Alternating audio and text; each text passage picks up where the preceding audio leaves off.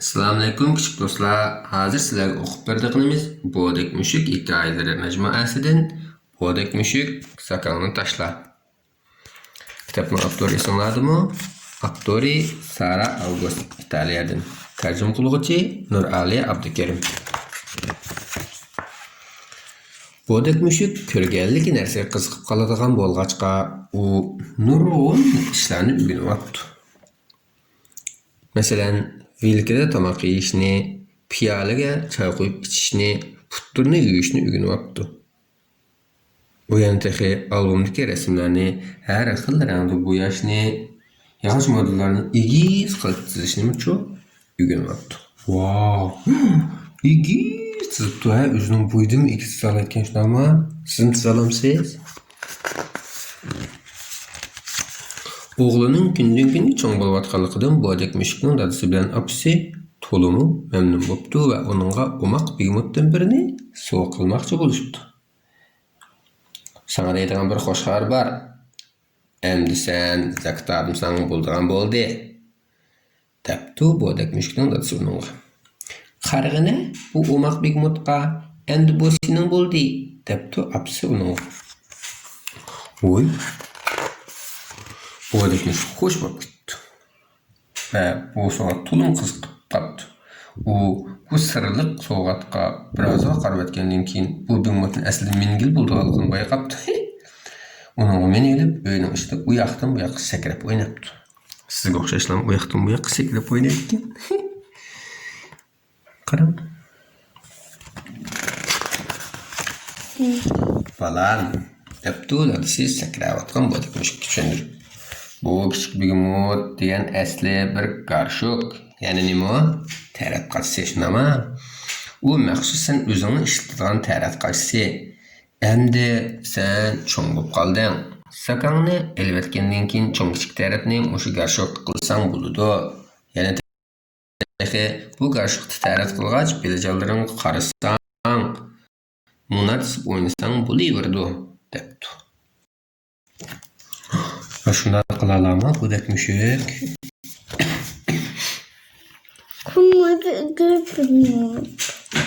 Asasta ügünde tozluq uydaki tarat qarşısını apam ikkimiz işiltimiz. Manço apis bilen çıkışılızken.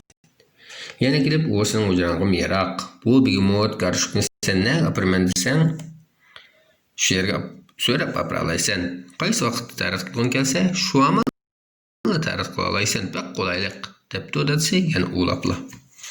Şunama yötkilerlerin özün kichik tarat qaçısı bek eplik bu. Sizin bilesiz o. Bana öyünüzü yötkep bir yer kapıp jürüysiz o. Dadisi yani onunla. Sen hazırçı muş bigmut garşuk tarat qılıp durursan. Ha o kadar muş. Vallahi bağırsığa kirgen çağında məxsus kichik dostlar tarat qılğan tarat qaçısı tarat qılırsan. Muallimin yani texi sana tarat qaçısı qandaq oldu şunu ütüp qoydu depdi. Qarama vallahi bağırsızken. Hem eylenin özüden kendimiz bakın. Tarat qaçısı bakın. Taş bokunun, ödeknin, qozunun, uçaklarının, Bodek Müşüknün, iyıqçaqlının hemmisinin ki özünün bakın. Tarat qaçısı bakın. Bodek Müşük nihayet kızıqıp garşukni şundaq sınab bakışı kepdi. Uzaksını elip çür ödüpdi. Şu aman üzünü şundaq rahat çıkıp qalğanı kesipdi. Vah, nimdiga rahat. O şundaq degende xoşallıqdan sakrab ketdi.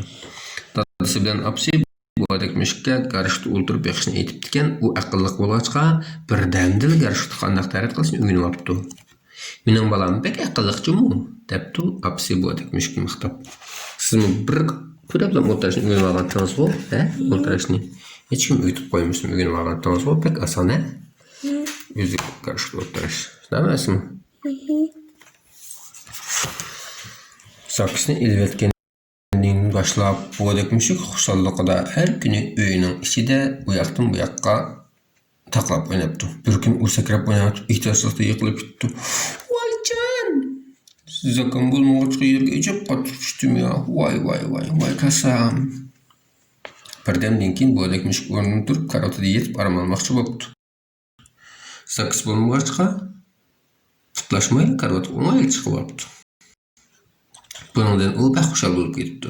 Texim muhimi shuki, bu chaqda bo'dak mushuk o'zining cho'ng bo'lganligini his qilishga boshladi. Cho'ng odam degan zak taqamdi, taqmamdi. Shuna bolalar zakonlarni tashlasanglar, o'zinglar barbara cho'ng bo'lasizlar, ha? Sizlar cho'ng bo'lishga amra qaytdinglarmi? Bo'dak mushuk toza xushal o'ynab o'tib, tuyuqsiz nima bo'pti? Bir yerlar namda his qilibdi. Aslida u o'zining zak taqmaligini unutib qolib, nima qilibdi-kan? İştini siyitibdikan. Qaraganda uning qarshi kunishgan bir mezgil ikkita o'xshaydi. Apsi darhol bo'dak mushukning ishtinini yangishlab qo'yibdi va uning balam endi taraf qilgan kelsa ishtining siymay darhol garishqonga o'tirganjimu debdi. Shunday qilib bo'dak mushuk garishqqa kunib tarif qilgan garishq o'tirgan bo'ldi. Zoktatmay kassa hamish quruq tursin degan rahat-a? Shunami? Zoktatmasdan degan rahat-a? Garishqqa hojat qilish endi bo'dak mushukning kunlik odatiga aylanib ketibdi. Ba'zi texi u siyib bo'lgandan keyin garishqni ko'targan beti dadasi bilan apisining oldiga bir ko'chakisi kelib ketgan. Chunki u o'zini qolsi cho'ng ish qildim deb o'ylaydi ekan.